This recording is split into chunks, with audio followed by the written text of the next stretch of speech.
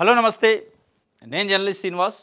ఈరోజు ఆంధ్రప్రభ పేపర్లో వచ్చిన వార్తలను చూద్దాం. టీటీడీపై గజ దొంగలు దాడి చేశారట. ఇది ఎవరు చెప్తున్నారంటే టీటీడీ చైర్మన్ బిఆర్ నాయుడు గారు చెప్తున్నారు. టీటీడీ పైన గజ దొంగలు దాడి చేస్తుంటే మరి చైర్మన్ గారు ఏం చేస్తాడు, ఈఓ గారు ఏం చేస్తాడు, జేఈఓ అనేది ఇప్పుడు ప్రశ్న. మరి ఈ గజ దొంగలు ఎప్పుడు పడ్డారు? మీరు ప్రమాణ స్వీకారం, మీరు చైర్మన్గిరి చేపట్టిన తర్వాతనా అంతకుముందా అనేది పెద్ద ప్రశ్న. మరి ఈ గజ దొంగల వల్లనే తొక్కిసలాట జరిగిందా? ఈ గజ దొంగల వల్లనే గోవులు చనిపోయినాయా? ఈ గజ దొంగల వల్లనే గడిచిన సంవత్సర కాలంగా అనేక విపత్కర పరిణామాలు టీటీడీలో జరుగుతున్నాయి అనేది బిఆర్ నాయుడు గారు చెప్పాలి. వారు చెప్పారు. గజ దొంగలుతో పాటు ఇంకా కొన్ని మాటలు చెప్పిండు ఆయన.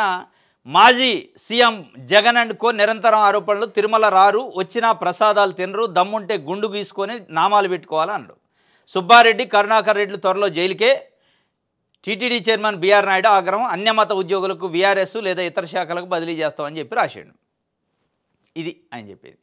వైఎస్ జగన్మోహన్ రెడ్డి గారు, వైఎస్ భారతి గారు, సుబ్బారెడ్డి, వైవి సుబ్బారెడ్డి, భూమన కరుణాకర్ రెడ్డి వీళ్ళంతా తొందరలో జైలుకు పోతారట. కాబట్టి వీళ్ళు గజ దొంగలు అని చెప్తున్నారు. అసలు తిరుమల తిరుపతి దేవస్థానం పరిధిలో జరుగుతున్న వ్యవహారాలపైన విమర్శలు చేస్తే, తొక్కీసలాట జరిగి చరిత్రలో ఎప్పుడు జరగకుండా 6 చనిపోతే దానిపైన సమానం చెప్పకుండా అన్య మతస్థులు, గజ దొంగలు, వాళ్ళు జైలుకి పోతారు, వీళ్ళు జైలుకి పోతారు అని చెప్తున్నారు. ఇంకొక మాట, వైఎస్ జగన్మోహన్ రెడ్డి, వైఎస్ భారతి ఎప్పుడైనా తిరుమల వస్తే ప్రసాదం తింటారా, గుండు గీయించుకుంటారా, నామాలు పెట్టుకుంటారా?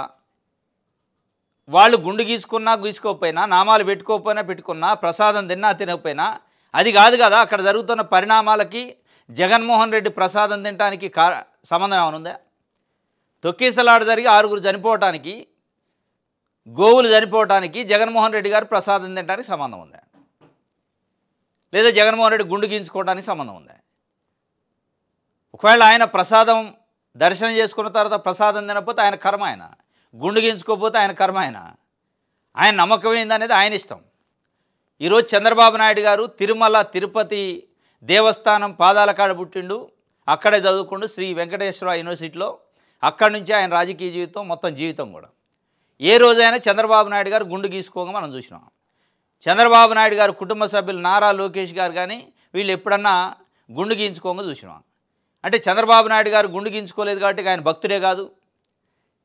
చంద్రబాబు నాయుడు గారు కుటుంబ సభ్యులు గుండు గీయించుకోరు కాబట్టి వాళ్ళు టీటీడీ భక్తులు, తిరుమల తిరుపతి దేవస్థానానికి భక్తులు గారు అంటే కాదు కదా. వాళ్ళు ప్యూర్ హిందూస్. వాళ్ళు గీయించుకోవటం లేదు అనేది వాళ్ళ ఇష్టం, ప్రసాదం తినటం లేదు అనేది వాళ్ళ ఇష్టం, వాళ్ళ కర్మ. దానికి దీనికి లింక్ పెట్టి, అంటే బోడుగుండుకి తలకాయకి లింక్ పెట్టి, అంటే టీటీడీలో జరుగుతున్న అక్రమాలపైన ప్రశ్నిస్తే ఇవి చెప్తారా మీరు? ఆయన ప్రసాదం తిండు, ఈయన గుండు గీయించుకోడు, ఆయన నామాలు పెట్టుకోడు, ఈయన జైలుకి పోతారు. పోతే పోని, మీదేంది, మీ కర్తవ్యం, మీ డ్యూటీ ఏం చేస్తారు అనేది కదా ఇక్కడ. ప్రశ్నిస్తే ఈ పరిస్థితి. ఇంకోటి, ఆయన జైలుకు పంపుతాం అని చెప్తుండు. పంపండి, జైలుకు పంపుతుంటే ఎవరు వద్దన్నారు? భూమన కరుణాకర్ రెడ్డి, వైవి సుబ్బారెడ్డి వాళ్ళు చైర్మన్గిరి చేసినప్పుడు ఏమైనా అవకతవకలు చేసి ఉంటే డైరెక్ట్గా జైలుకు పంపండి, ఎవరన్నా అభ్యంతరం చెప్తారా? కానీ ఈరోజు భక్తులు కోరుకునేది ఏంటంటే అక్కడ అన్యమతస్థుల వ్యవహారం కానీ, అక్రమాలు కానీ, తొక్కీసలాట్లు కానీ, గోవుల రక్షణ కానీ, దర్శనాలు కరెక్ట్గా ఇవ్వటం కానీ వీటిని కోరుకుంటున్నారు. ఈ నామాలు పెట్టుకుంటాడా, గుండు గీయించుకుంటాడా, ప్రసాదం తింటారా? ఒక వ్యక్తి, ఆ వ్యక్తి చుట్టూ తిరగదు తిరుమల తిరుపతి దేవస్థానం. ఒక వ్యక్తి కోసం లేదు అది టెంపుల్. ఇది ప్రపంచంలో ఉన్న కోట్ల మంది హిందూ భక్తులకు సంబంధించిన మనోభావాలకు సంబంధించింది. జగన్ తింటే ఏంది, తినపోతేంది, చంద్రబాబు నాయుడు గారు గుండు గీయించుకుంటే ఏంది, గీసుకోపోతేంది, అది కాదు కదా మ్యాటరు. ఇది ఆయన మాట్లాడుతున్న పరిస్థితి. ఇక మరి మీరు గజ దొంగలు అన్నారు. ఏ గజ దొంగల వల్ల?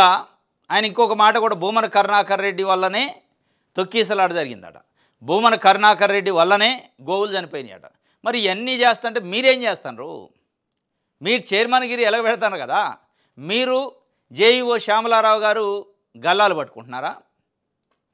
ముఖ్యమంత్రి గారి ముందే గల్లాలు పట్టుకునేంత స్థాయికి మీ వ్యవహారం ఉంది. మీరేం చేస్తారు? భూమన కరుణాకర్ రెడ్డి ఎవరో ఒక బయట వ్యక్తి వచ్చి గోవులు చంపుతుంటేనో తొక్కీసలాట జరుపుతుంటేనో మీరేం చేశారు?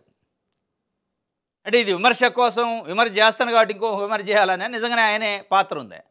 ఉంటే ఎందుకు వదిలేశారు? కేసు ఎందుకు పెట్టలే?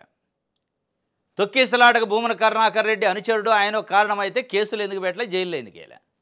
గోవులు చనిపోవడానికి ఆయన మేనమామ కారణమైతే కేసు ఎందుకు పెట్టలే? జైల్లో వేయలే? అంటే మిమ్మల్ని విమర్శించినప్పుడు విమర్శకి ఇంకొక విమర్శ కావాలి కాబట్టి నువ్వే కారణం అని ఒక తొక్క వేస్తారా? మరి వీళ్ళు కారణమైతే స్వయంగా తొక్కీసలాట జరిగిన రోజు ముఖ్యమంత్రి చంద్రబాబు నాయుడు గారు పరామర్శకు వస్తే ముఖ్యమంత్రి గారి సమక్షంలోనే మీరు శ్యామలారావు గారు చెరొక వైపు నిలబడి వాదులాట వాగ్వివాదం ఎందుకు చేసుకున్నారు? నువ్వంటే నువ్వు కారణమని. మరి మీరిద్దరు కలిసి ఆ రోజు భూమన కరుణాకర్ రెడ్డి కారణం అని చెప్పాల్సి ఉండే కదా? ఎందుకు హైడ్ చేశారు? ఎందుకు దాచారా ఆ నిజాన్ని? అది నిజమా? ఇది నిజమా? ఇది అనేక ఇప్పుడు ఆరోపణ చేశారు, విమర్శ చేశారు కాబట్టి నేను విమర్శ చేస్తా అంటే కుదరదు. మీరు ఒక పవిత్రమైన దేవస్థానానికి చైర్మన్. మీరేదో ఉట్టిగా టీవీ5 చైర్మన్ కాదు, ఇప్పుడు ఒక రాజకీయ నాయకుడు కాదు. ఒక పవిత్రమైన స్థలానికి, ఒక పవిత్రమైన క్షేత్రానికి మీరు చైర్మన్. ఆ పవిత్రతను కాపాడండి. పవిత్రతను కాపాడకుండా ఇట్లాంటి మాటలతోని మీ పరువే తీసుకుంటారు. కోట్ల మంది హిందూ మనోభావాలకు సంబంధించిన విషయాలపైన మీరు చాలా ఎబెట్టుగా మాట్లాడే ప్రసాదం విషయంలో, గుండ్లు గీయించుకునే విషయంలో అవి అనవసరమైన కామెంట్లు అనమాట. మీరు మాట్లాడాల్సింది జరిగినాయా జరగలేదా, అవకతవకలు ఉన్నాయా లేదా, అది కానీ గుండ్లు గీయించుకునేది ఆయన ప్రసాదం తింటాడా ఈయన గుండు గీయించుకుంటాడా సంబంధం లేదు. చంద్రబాబు నాయుడు గారు పుట్టిందే అదే జిల్లాలో, పెరిగింది అదే జిల్లాలో. ఆయన రాజకీయ జీవితం అంతా తిరుమల తిరుపతి దేవస్థానం పవిత్రత, ఆయన వాళ్ళ ఇలకొల్పు చాలా పవిత్రంగా నమ్ముతారు కుటుంబం మొత్తం. అయినా ఏ రోజు గుండు గీయించుకోడు. ఆయన తప్ప, ఆయన ఇష్టం అది. అంటే చంద్రబాబు నాయుడు గారు గుండు గీయించుకోడు కాదు, ఇక వెంకటేశ్వర స్వామి భక్తుడు కాదు అంటానికి ఉంటుందా? కుదిరిద్దా అది? లోకేష్ గారు గుండు గీయించుకోరు అని చెప్పి లోకేష్ గారు భక్తుడు కాదు అని అంటామా మనం? అంటే కుదిరిద్దా? ఇది కాదు కదా. అంటే ఒక చైర్మన్ హోదాలో ఉందాతనంగా మాట్లాడితే బాగుండేది. ఇది జగన్మోహన్ రెడ్డి తింటడా లేదా అంటే తినే, తినకపోతే తిన, ఆయన కర్మ అది, ఆయన నమ్మకం. తింటే ఆయనకు పుణ్యం ఉంటుంది, తినకపోతే ఆయన ఇష్టం. గుండు గీయించుకుంటే ఆయనకు పుణ్యం ఉంటుంది, తీయించుకోకపోతే ఆయన ఇష్టం. నమ్మకం అది. ఆయన తింటే తినకపోతే ఆయన తినేదానికి మన కోట్ల మంది హిందువుల మనోభావాలకు సంబంధం ఏంటి? ఇది కాదు, అది కాదు కదా. తప్పు చేస్తే 30 పీఎం సీఎం ఎవరైనా ఇంటికే పోతారట. నేర ఆరోపణలతో అరెస్ట్ అయ్యి 30 రోజులు జైల్లో ఉంటే పదవి ఉన్నట్టే. పదవి నుంచి తొలగించే కీలక బిల్లును ప్రవేశపెట్టిన అమిత్ షా గారు పార్లమెంట్లో ఒక బిల్లును ప్రవేశపెట్టారు. 30 రోజుల పాటు ఏదైనా పీఎం కానీ సీఎం కానీ మంత్రులు కానీ తప్పు చేసి జైలుకు పోతే జైల్లో 30 రోజులు ఉంటే అవుట్ పదవి అని చెప్పి బిల్లు పెట్టారు. అసలు ఈ బిల్లే అవకతవకలు ఉంది, అంత గందరగోళం ఆగమాగం ఉంది. ఇది ఎక్కడ బిల్లు? తప్పు చేసిందా లేదా అనేది జైల్లో ఉన్నదాన్ని బట్టి కదా నిర్ధారణ ఇచ్చేది. జైల్లో ఎన్ని రోజులు ఉండనే దాన్ని బట్టి తప్పు ఆ ఉప్పు నిర్ణయించరు. ట్రయల్ నడిచిన తర్వాత కన్విక్షన్ పడితే జడ్జి గారు మొత్తం ఎవిడెన్స్లు వాదనలు విన్న తర్వాత కన్విక్షన్ అంటే శిక్ష వేస్తే దాన్ని తప్పు చేసినట్టు అంటారు. ఈరోజు భారతదేశంలో చాలామంది నాయకులు జైలుకు పోయి వచ్చిన వాళ్ళు ఉన్నారు. చాలామంది నాయకులపైన అవినీతి ఆరోపణలు, అక్రమాల ఆరోపణలు ఉన్నాయి. అవి ఆరోపణలు నడుస్తూనే ఉన్నాయి, కేసులు నడుస్తూనే ఉన్నాయి, ట్రయల్ నడుస్తూనే ఉంది. వీళ్ళు ముఖ్యమంత్రులు అవుతున్నారు, దిగిపోతున్నారు, మంత్రులు అవుతున్నారు, దిగిపోతున్నారు. స్వయంగా ఈ బిల్లు ప్రవేశపెట్టిన అమిత్ షా గారు కూడా జైలుకు పోయి వచ్చిండు గుజరాత్లో హోంమంత్రిగా ఉన్నప్పుడు. ఆ తప్ప ఉప్ప ఇంకా నిర్ధారణకు రాలే. అనేక మంది ఈరోజు ఉన్నారు. ఎస్, రాజకీయ అవినీతిని అరికట్టడానికి బిల్లులు పెట్టాల్సిందే, కానీ ఆ బిల్లులో తొర్రలు పెడుతున్నారు. దీని వెనక వేరే కుట్ర ఉందనేది ప్రతిపక్షాలు ఆరోపిస్తున్నాయి. వాస్తవంగా చూస్తే కూడా అట్లే ఉంది. మీరు తప్పు చేసిండా లేదా అనేది జైలుకు పోయిన దాన్ని బట్టి నిర్ధారిస్తున్నారంటేనే దాంట్లోనే అర్థమవుతుంది. జైలుకు పోవటము, జైలుకు పంపటం అనేది ఈరోజు కేంద్రంలో ఉన్న ప్రభుత్వాలు, రాష్ట్రంలో ఉన్న ప్రభుత్వాలు వాళ్ళకి ఆపోజిట్ ఉన్న పార్టీ నాయకుల్ని ఏదో ఒక సాకుతోని సిబిఐయా, ఈడీయా, ఐటీయా, ఇన్కమ్ ట్యాక్సా అడ్డం పెట్టుకొని అనేక అక్రమ కేసులు, తప్పుడు కేసులు పెట్టి జైలుకు పంపుతున్నారు, కేసులు పెట్టి వేధిస్తున్నారు అనేది ఇప్పటికే విమర్శ ఉంది అమిత్ షా పైన, మోడీ పైన. మీరు తప్పుని ఒప్పుని ఎట్లా డిసైడ్ చేస్తారు? మీరు చేసేదే తప్పుడు పనులు, మీరు చేస్తుందే తప్పుడు కేసులు, ప్రతిపక్ష పార్టీలు గొంతు నొక్కడానికి వాడుకుంటున్నారు వ్యవస్థల్ని అని చెప్పి ఈరోజు విమర్శ ఉంది. అట్లాంటప్పుడు మీరు తప్పు చేస్తే 30 రోజులు జైల్లో ఉంటే 30 రోజులు జైల్లో ఉండటం కోసం ఏదో ఒక కేసు పెట్టి లోపటేస్తారు. ఆ కేసు నిర్ధారణ అయిద్దా లేదా పక్కన పెట్టండి, పదవి అయితే ఊడిద్ది. 30 రోజులు జైల్లో ఉన్నాక 31వ రోజు బెయిల్ ఇస్తారు, రిలీజ్ చేస్తారు. ఆయన పదవి ఊడిద్ది.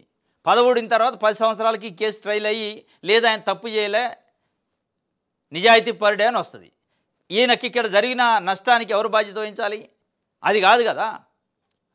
ట్రయలు జరిగి ట్రయల్లో శిక్ష పడితే ఆయన అప్పుడు ముద్దాయి, అప్పటి వరకు నిందితుడే. నింద మోపబడిన వ్యక్తి. నింద వేరు, ముద్దాయి వేరు. నింద మోపబడటం వేరు, ఆ నింద నిజమా కాదా అని తేల్చాల్సేది కోర్టు. ముద్దాయి అంటే నింద నిరూపణ అయితే ముద్దాయి అవుతాడు. ఈ రెండింటికి మధ్య తేడా ఉంది. ఆ తేడాని మభ్యపెట్టి ఇప్పుడు తప్పు చేస్తే 30 అని పెట్టారు.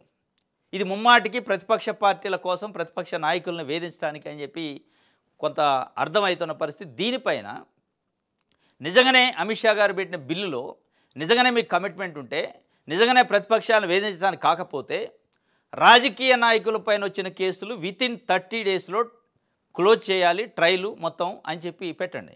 వితిన్ 90 డేస్లో అది తప్ప ఒప్ప, కన్విక్షన్ ఉందా, పనిష్మెంట్ ఉందా లేదా చెప్పే కార్యక్రమాన్ని ఆ ఫాస్ట్ ట్రాక్ తీసుకురండి. నిజాయితీ ఉంటే అప్పుడు కన్విక్షన్ పడుతుందా లేదా ఎక్విటల్ అవుతుందా అనేది 90 డేస్లో వెళ్తే దాని తర్వాత పదవి ఊడిద్ది. శాశ్వతంగా రాజకీయాలకే దూరంగా ఉండే అవకాశం ఉంటుంది. అది చేయరు. మళ్ళీ జస్ట్ జైల్లో ఉంటే చాలట. జైల్లో ఉండటానికి అనేక కారణాలు ఉంటాయి. ఏదో ఒక ఎఫ్ఐఆర్ పెట్టి జైలుకు తోలొచ్చు. బెయిల్ రాకుండా చేయడానికి ప్రభుత్వం వైపు నుంచి అనేక అడ్డంకులు సృష్టించవచ్చు. కోర్టులో 30 రోజులు బెయిల్ రాకుండా ఏదో ఒక రకంగా తిమ్మిని బొమ్మిని చేసి అడ్డుకోవచ్చు. అయినంత మాత్రంలో తప్పు కాదు కదా. అది తప్ప కాదా, చేసినా లేదా అనేది చెప్పాల్సింది కోర్టులు. ఆ చెప్పే కోర్టులకి టైం లిమిట్ పెట్టండి మీరు. ఇట్లాంటి కేసులకి, కీలకమైన కేసులకి టైం లిమిట్ పెట్టి 30 డేసా, 60 డేసా, 90 డేస్లో క్లియర్ అయిపోవాలి కేసు. అది పెడితే మీరు నిజంగా నిజాయితీ, రాజకీయ అవినీతిని అరికట్టడానికి పెట్టినట్టు. అది పెట్టట్లే. ఇక్కడ కేవలం జైల్లో ఉంటే చాలు, అవుట్ అని చెప్పి పెట్టారు. తప్పు చేస్తే 30 నట. తప్పును నిర్ణయించాల్సిన వాళ్ళే తప్పుడు కేసులు పెడుతుంటే ఇక తప్ప ఒప్ప ఎవరు చెప్పాలి?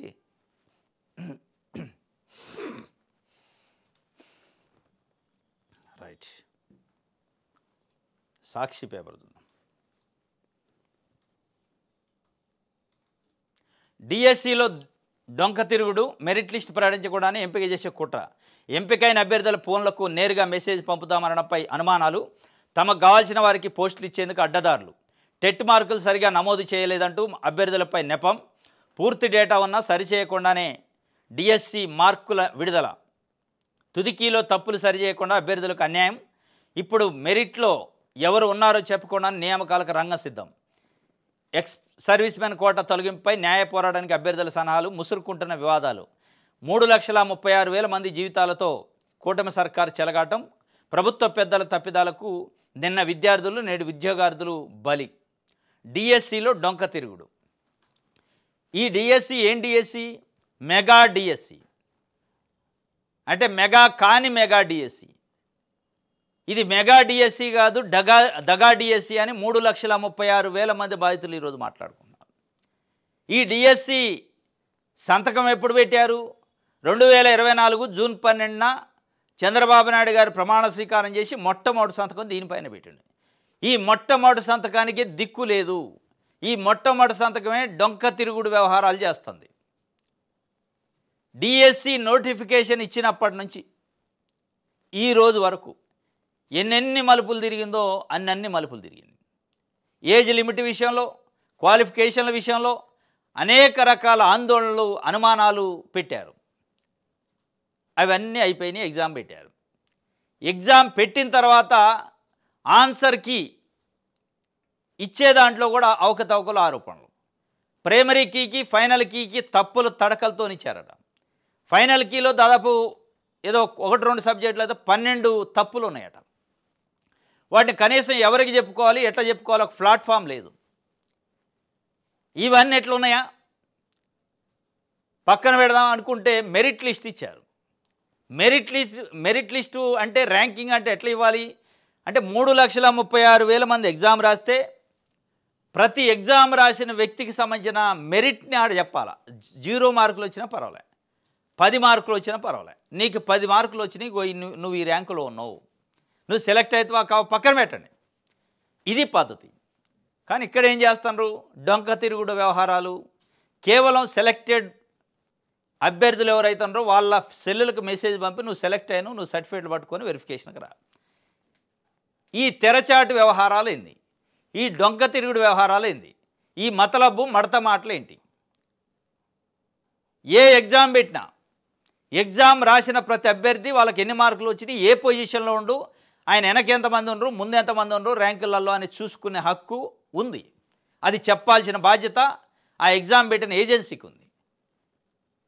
ఈ తెరచాటు, ఈ దాగుడు మూతల వ్యవహారం ఏంటి, దీంట్లో ఏం జరుగుతుంది, ఏదైనా అవకతవకలు జరుగుతున్నాయని ఒక అనుమానం, ఆందోళన డిఎస్సి అభ్యర్థుల్లో ఉంది. ఫెయిర్ లేదు. ఫెయిర్ ఉన్నప్పుడు నువ్వు చెప్తావు, మొత్తం డీటెయిల్గా ఇస్తావు, ఎంతమంది ఎగ్జామ్ రాస్తే అంతమంది లిస్ట్ ఇచ్చేసి ఎవరంటే వాళ్ళు చెక్ చేసుకునే అవకాశం ఇస్తావు. అది ఇవ్వట్లే, కేవలం వాళ్ళ మొబైల్కి పంపిస్తారంటే నువ్వు సెలెక్ట్ అయినా. ఏంది ఆ దొంగసాటుగా, ఆ సీక్రెట్ ఏంది అందులో? అదేమన్నా బ్రహ్మ పదార్థమా? ఎవరు చూడకూడదా, ఎవరు వినకూడదా అనేది ఈరోజు పెద్ద ఎత్తున చర్చ జరుగుతుంది. టెట్ మార్కులు సరిగా వేయలేదని కొద్దిసేపు, టెట్ మార్కులు సరిగా నమోదు చేయలేదంటేనే మీ ఎగ్జామ్ నిర్వహణ, మీ వ్యవస్థ, మీ కథ మొత్తం ఫెయిల్యూర్ అని తెలుస్తుంది. టెట్ వెబ్సైట్కి డిఎస్సి వెబ్సైట్కి లింక్ చేస్తే ఆ డేటా అంతా ఇందులోకి తీసుకుంటే ఆటోమేటిక్గా TET hall ticket number enter చేయగానే టెట్టులో వచ్చిన మార్కులు అక్కడ డిస్ప్లే అయితే ఈ క్యాండిడేట్ ఎంటర్ చేసే అసలు ఆ ప్రొవిజనే ఉండదు. తెలంగాణలో మనం చూస్తున్నాం కదా, TET hall ticket number enter చేయగానే టెట్లో ఆయన చేసిన స్కోర్ మొత్తం డిస్ప్లే అయితే ఇంకా ఎంటర్ చేసేది ఎక్కడిది? మీరు అక్కడ ఎంటర్ చేసే అవకాశమే డిఎస్సి అభ్యర్థులకు ఇచ్చారంటే ఇది ఎంత గందరగోళంగా ఉంది, ఎంత అయోమయంగా ఉంది, ఎన్ని డొంక తిరుగులు తిరుగుతుంది. ఈ డొంక తిరుగులు వెనక ఉన్న కారణాలు ఏంటి, ఏమైనా అక్రమాలు, అవినీతి కార్యక్రమాలు జరుగుతున్నాయా, సీక్రెసీ ఏంటి, దీంట్లో రహస్యాలు ఏంటి, ఈ తెరచాటు వ్యవహారాలు ఏందనేది తొందరలో బయటపడే అవకాశాలు కూడా కనిపిస్తున్నాయి. ఇది డొంక తిరుగుడు డిఎస్సి గురించి. నిందల మాటన ప్రభుత్వాలు కూల్చేస్తారా, న్యాయస్థానాల్లో విచారణ జరగకుండానే, నేర నిరూపణ కాకుండానే పడగొడతారా? ప్రధాని ముఖ్యమంత్రి మంత్రుల తొలగింపు బిల్లులపై విపక్షాల ముప్పెట దాడి. నిందల మాటన ప్రభుత్వాలను కూల్చేస్తారంటే కూల్చేశారు, ఇప్పుడు కూల్చేస్తారు. ఇప్పటికే చాలా రాష్ట్ర ప్రభుత్వాల్లో అక్కడ ఏ పార్టీ ప్రభుత్వం ఉన్నా నరేంద్ర మోడీ గారి ప్రభుత్వానికి, బీజేపీకి సరెండర్ అయ్యే పరిస్థితి ప్రత్యక్షంగా మనం ఏపీలో చూస్తాం. అది ప్రభుత్వం ప్రతిపక్షం రెండు. ఏపీలో అయితే ఇటు ప్రభుత్వము అటు ప్రతిపక్షం. 2014 నుంచి ఈ రోజు వరకు చూస్తే 2014లో చంద్రబాబు నాయుడు గారు ఎన్డీఏ కూటమిలో ఉంటాడు, ఆయన ఆటోమేటిక్గా మద్దతు ఇస్తాడు. జగన్మోహన్ రెడ్డి గారు కూటమిలో లేడు, ప్రతిపక్ష పార్టీ, అయినా మద్దతు ఇస్తాడు. జగన్మోహన్ రెడ్డి వైసీపీ ఎంపీలు పోయి కేంద్రానికి మద్దతు ఇస్తాడు. 2019-24 మధ్యలో జగన్మోహన్ రెడ్డి గారు అధికారంలో ఉంటాడు, రాష్ట్రంలో కేంద్రంలో పొత్తుండడు. చంద్రబాబు నాయుడు గారు ఎన్డీఏ కూటమి నుంచి బయటకు వచ్చి అనరాని మాటలు అమిత్ షాని, మోడీని అంటాడు 2018లో. కానీ 19 నుంచి పిన్ డ్రాప్ సైలెన్సు. ఏ బిల్లు బీజేపీ ప్రవేశపెట్టినా వీళ్ళే ముందు పోయి మేమున్నాం అని జగన్మోహన్ రెడ్డి గారు, చంద్రబాబు నాయుడు గారు పోటీలు పడి మరీ మద్దతు ఇస్తారు. ఇప్పుడు కూడా అదే జరుగుతుంది. ఇగో అది జరగటానికి ఈ బిల్లులు. మిగతా రాష్ట్రాల్లో కూడా ఇదే పద్ధతి. అక్కడ ప్రతిపక్ష అధికార పక్షాలు మొత్తం కూడా సరెండర్ అవ్వాలి, చేతులు ఎత్తాలి, ఏం లేదు హ్యాండ్స్ అప్ అనాలి, అంతే. హ్యాండ్స్ అప్ అని నిలబడాలి వాళ్ళ ముందు. దానికోసం చేస్తున్నట్టే ఉంది తప్ప ఇది ఏం లేదు. ఇప్పుడు ఏపీలో మనం ప్రత్యక్షంగా చూస్తున్నాం. కేంద్ర ప్రభుత్వాన్ని నడుపుతున్న పెద్దల్ని పల్లెత్తు మాట అనడానికి కూడా ఇక్కడున్న అధికార ప్రతిపక్షాలు పల్లెత్తు మాట ఒక్క వర్డ్ కూడా మాట్లాడే పరిస్థితి లేదు. ఇంకా అంతో ఇంత కమ్యూనిస్ట్ పార్టీలు, అంతో ఇంత కాంగ్రెస్ పార్టీ నాయకులు మాట్లాడుతున్నారు తప్ప మిగతా ఏ పార్టీ, ఈ రెండు వైఎస్ఆర్సీపీ, తెలుగుదేశం, అది అధికారం ఉన్నా లేకపోయినా ఒక్కళ్ళు కూడా పల్లెత్తు మాట మాట్లాడరు. మాట్లాడినా మనకు కనపడదు, వినపడదు కూడా. అంత దారుణమైన పరిస్థితులు భవిష్యత్తులో ఈ బిల్లుతోని దేశంలో కూడా రాబోతున్నాయి. Right. Andhra Jyothi paper MLA Budda ఆటవిక దాడి, చెక్పోస్ట్ గేటు తీయలేదని అటవీ శాఖ సిబ్బందిపై ఆగ్రహవేశాలు, ఫారెస్ట్ పెట్రోలింగ్ ఉద్యోగులపై జులుము, అనుచరులతో కలిసి భౌతిక దాడి, ఫారెస్ట్ వాహనంలోకి ఎక్కించి చిత్రహింసలు, స్వయంగా నడుపుతూ చక్కర్లు. శ్రీశైలంలో ఘటన, బాధితుల ఫిర్యాదుపై కేసు నమోదు. ఎమ్మెల్యేపై సీఎం ఆగ్రహం. ఎమ్మెల్యే బుడ్డా రాజశేఖర్ రెడ్డి అని ఉంటాడు. ఈయన ఎక్కడంటే Srisailam MLA. Forest check post దగ్గర వాళ్ళు గేట్ తీయలేదట. ఎక్కడ లేని కోపం వచ్చింది. అంటే ఈయన ఎస్టేట్ అయినట్టు, అది ఈయన సొంత పొలం అయినట్టు వాళ్ళకు కొన్ని పద్ధతులు ఉంటాయి. తీస్తారు, ఏం కొంపల మునుగుతాను. నువ్వు ఆయన ప్రధానమంత్రివా ముఖ్యమంత్రివే?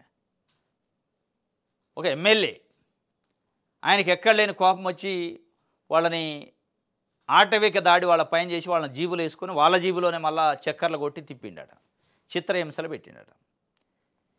తెలుగుదేశం పార్టీ మీడియా పదే పదే క్రమశిక్షణ కలిగిన కార్యకర్తలు ఎక్కడ ఉంటారంటే తెలుగుదేశం పార్టీలో ఉంటారట. ఇక నీతి నిజాయితీలకి మారిపేరు, కడుపు కట్టుకొని పనిచేస్తున్నాం అంటారు. మరి దీన్ని ఏమంటారు? ఈ మధ్యకాలంలో ఆముదాల వలస ఎమ్మెల్యే కూన రవికుమార్ పైన, గుంటూరులో ఒక ఎమ్మెల్యే పైన, ఇప్పుడు ఈయన పైన, గతంలో కూడా జనసేన తెలుగుదేశం పార్టీ ఇన్ఛార్జీల పైన అనేక ఆరోపణలు వచ్చినాయి. ఈ ఆరోపణలు వచ్చినప్పుడల్లా ముఖ్యమంత్రి గారు ఎమ్మెల్యేల పైన ఆగ్రహం వ్యక్తం చేశారు అంటారు. మరి ఆగ్రహం వ్యక్తం చేసి ఆ పార్టీలో ఎట్టుంటున్నారు? ఇంక మళ్ళా ఉంచొద్దు కదా. ఎంప్లాయీస్ పైన ఆటవిక దాడి చేసి చిత్రహింసలు పెట్టి సినిమాలో కంటే అత్యంత దారుణంగా వేధిస్తే ఆ ఎమ్మెల్యే పైన ఆగ్రహంతోనే సరిపెడతారా? ఈ ఆగ్రహం ప్రజలు వినటానికి, ప్రజలు చూడటానికైనా నిజంగా ఆగ్రహం అది.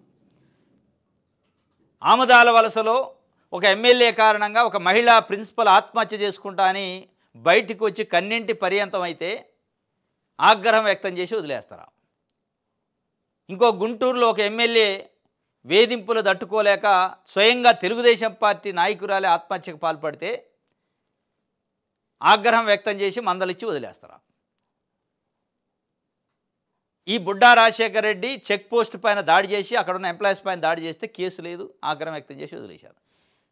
ఇదే విషయంలో, ఇట్లాంటి విషయంలోనే జగన్మోహన్ రెడ్డి పొదిలిపోతేనో, బంగారుపాళ్లెం పోతేనో, సత్తెనపల్లి పోతేనో, ప్రజల కోసం, ప్రజల పరామర్శకో, రైతుల కోసం పోతే పోలీసులపైన దాడి చేశారు, ప్రజలపైన దాడి చేశారు, భయభ్రాంతులకు గురి చేశారు కాబట్టి నువ్వు ఎక్కడ పోవద్దు, కేసులు పెడతావు అంటారు. ఇక్కడ ఎందుకు కాదు కేసు? ఈయన ఎవరిని ఉద్ధరించడానికి అటవీ శాఖ అధికారులపైన దాడి చేసిండు. కొన్ని వేల మంది జగన్మోహన్ రెడ్డిని చూడటానికో, పరామర్శకో, జగన్మోహన్ రెడ్డిని ఫాలో కావడానికి వస్తే అక్కడ ఏదైనా చిన్న గలాట జరిగితే దాన్ని పెద్దగా చేసి చూపించి వైసీపీ మూకల దాడి, ఆటవిక దాడి అని చెప్తారు. మరి ఇక్కడ చేసింది కూడా ఆటవిక దాడే కదా, ఇంటెన్షనల్గా చేసిండు. ఏం మరి ఆగ్రహం వ్యక్తం చేసి వదిలేటువంటి? సస్పెండ్ చేయాలి కదా, జైలుకు పంపాలి కదా. మీకు నిజంగానే మీ ఆగ్రహంలో నిజమైన ఆగ్రహం ఉంటే ఇది తప్పు, ఈ ఆగ్రహం తప్పు. ఇదంతా మభ్యపెట్టే ఆగ్రహం, వెనకేసుకొచ్చుకునే ఆగ్రహం. అంటే ముఖ్యమంత్రి గారు స్పందించారని చెప్పుకోవడానికి తప్ప ఇక్కడ ఏం లేదు. నిజంగానే మీరు ఆగ్రహం వ్యక్తం చేసేదైతే, చట్టాన్ని ఫాలో అయ్యేదైతే ఇప్పుడు ఈ ముగ్గురు ఎమ్మెల్యేలు జైల్లో ఉండాలి.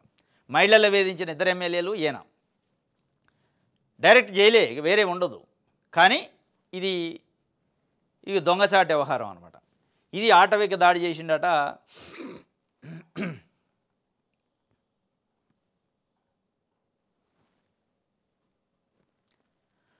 ఆవిష్కరణ ఆంధ్రాట, అమరావతి సహా 6 చోట్ల టాటా ఇన్నోవేషన్ హబ్బుల ప్రారంభం. క్వాంటమ్ కంప్యూటింగ్, కృత్రిమ మేధతో ప్రపంచ పటంలో అమరావతిని నిలుపుతా. స్టార్టప్లకు రతన్ టాటా ఇన్నోవేషన్ హబ్ ఊతము. విశాఖలో డేటా సెంటరు. చంద్రబాబుకు రోబో స్వాగతం పలికిందట. ఆవిష్కరణ ఆంధ్ర అని చెప్పి ఆంధ్రజ్యోతి ఒక వార్త రాసింది. సంతోషం, ఆవిష్కరించాలి కూడా. ఒకవైపు మీరు క్వాంటమ్ వ్యాలీయో ఇంకోటో అని చెప్పి ఇన్నోవేషన్సో, కంప్యూటరు, కృత్రిమ మీద ప్రపంచ పటంలో అమరావతిని నిలబెడుతున్నారు. సంతోషం, నిలబెట్టాలి కూడా. కానీ ఆంధ్రప్రదేశ్లో ఉన్న ప్రజలకి, ప్రజాస్వామ్యవాదులకి, కార్మికులకు అర్థం కాండి ఏంటంటే, అర్థం కాంది ఏమీ లేదు అందులో. చంద్రబాబు నాయుడు గారు జిందాల్ స్టీల్ ఫ్యాక్టరీ కోసమో, క్వాంటమ్ వ్యాలీ కోసమో, లేకపోతే ఇంకొక లూలు కంపెనీల కోసం పడ్డ తపన ఇప్పటికే ఆంధ్రప్రదేశ్లో ఉన్న విశాఖపట్నం ప్రపంచ పటంలో ఉంది. ఉక్కు ఫ్యాక్టరీ, స్టీల్ ఫ్యాక్టరీ విశాఖపట్నం అనేది ప్రపంచ ప్రసిద్ధిగాంచింది. ఆ ఉక్కు ఫ్యాక్టరీని ప్రైవేటీకరణ చేస్తారు. ఇంకొక వైపు ఆవిష్కరణ అంటారు. ఉన్న వాటిని తీసిపోయి గంగలో కలిపి కొత్త వాటిని నేను ఆవిష్కరిస్తున్నా, దీన్ని ఆవిష్కరణ ఆంధ్ర అంటే ఎవరు నమ్మాలి? ఎందుకు నమ్మాలి? ఏమి ఆవిష్కరణలు?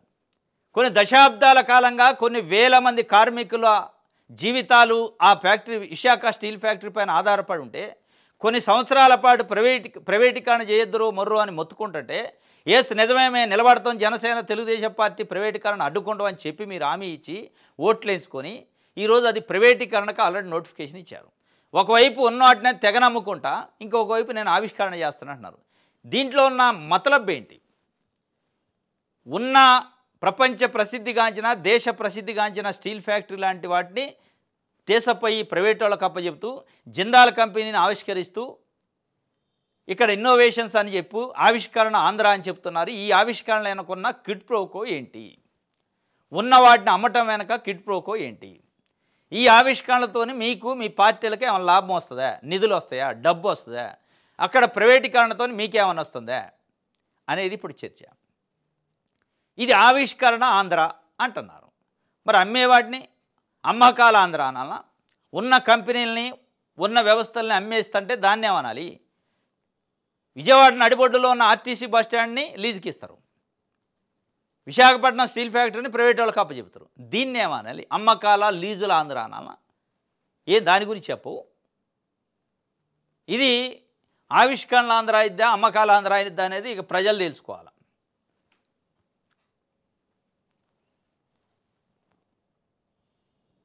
రైట్, ప్రజాశక్తి చూద్దాం.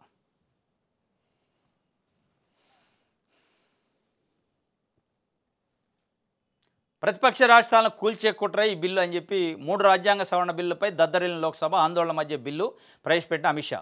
పీఎం, సీఎం మంత్రుల బిల్లు జేపీసీకి ప్రతిపక్ష మహిళా ఎంపీలను నెట్టేసిన కేంద్ర మంత్రులు. విశాఖ ఉక్కును ముక్కలు చేసి అమ్మేస్తున్నారు మాజీ మంత్రి ఒడ్డే శోభనాద్రేశ్వరరావు. ఇది ఈరోజు ఏ పేపర్లకి కనపడలేదు, ఒక ప్రజాశక్తికి తప్ప, విశాలాంధ్ర తప్ప. విశాఖ ఉక్కుని ముక్కలు చేసి అమ్మేస్తున్నారు. కానీ ఆవిష్కరణ ఆంధ్ర అని ఆంధ్రజ్యోతి రాస్తే మనం వినాలి, నమ్మాలి. మరి దీన్ని ఏమంటారు? ఇది ఏమి ఆవిష్కరణ? ముక్కలు చేసి ఉక్కు ఫ్యాక్టరీని నమ్మితే దీన్ని ఆవిష్కరణ అంటారా? దాన్ని ఆవిష్కరణ అంటారా? అది ఉంటుందో లేదో, ఉందో లేదో లేని క్వాంటమ్ వాల్యూ ఇంకో దానికోసం ఆవిష్కరిస్తున్నట్టు రాసి, ఇక్కడ కొన్ని దశాబ్దాల పాటు దానిపైన బతుకుతున్న కొన్ని వేల కుటుంబాలని ఛిద్రం చేసి ముక్కలు చేస్తుంటే దీన్ని ఏమంటారు? దీన్ని ఎందుకు రాయరు? ఇది ప్రజాశక్తి.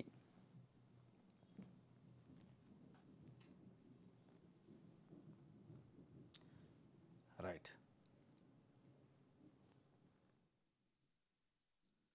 నెల్లూరు అరుణ అరెస్ట్ అట. కారు డిక్కీలో దాక్కునే సెల్ఫీ వీడియో, చంపేస్తారంటే పోలీసులపై ఆరోపణలు, కాపాడాలంటూ మీడియాకు వేడుకోలు.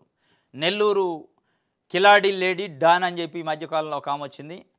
ఆమె లవరు శ్రీకాంత్ అని ఒక అతను రౌడీ షీటరు, ఆయనకు పెరోలు ఇప్పించడానికి నెల్లూరుకు సంబంధించిన 2 ఎమ్మెల్యేలు సిఫార్సు చేశారని తెలుగుదేశం పార్టీ ఎమ్మెల్యేలు పెద్ద చర్చ. కోటమరెడ్డి శ్రీధర్ రెడ్డి, సర్వేపల్లి ఎమ్మెల్యే సోమిరెడ్డి చంద్రమోహన్ రెడ్డి 2 సిఫార్సు చేశారని ఒక చర్చ అయితే బయట వచ్చింది. మరి అనూహ్యంగా నిన్న ఏమని అరెస్ట్ చేశారు? ఏమని అరెస్ట్ చేసి లోపటేశారు? ఆమె కారు డిక్కీలో సెల్ఫీ తీసుకొని నన్ను చంపేస్తారు పోలీసులు, బతకనియ్యరు, మీరే కాపాడాలని మీడియాకి వేడుకోలు చేసుకుందామే. మరి ఏం జరుగుతుంది, దీని వెనక ఏముందనేది ఒకవైపు ఆయన తెలుగుదేశం పార్టీ నాయకుల సిఫార్సుతోనే ఆయన పేరోల పైన బయటకు రావడానికి ప్రయత్నం చేసిందని ఒక చర్చ. అదే తెలుగుదేశం పార్టీ నాయకులు సిఫార్సు చేశారని చర్చ.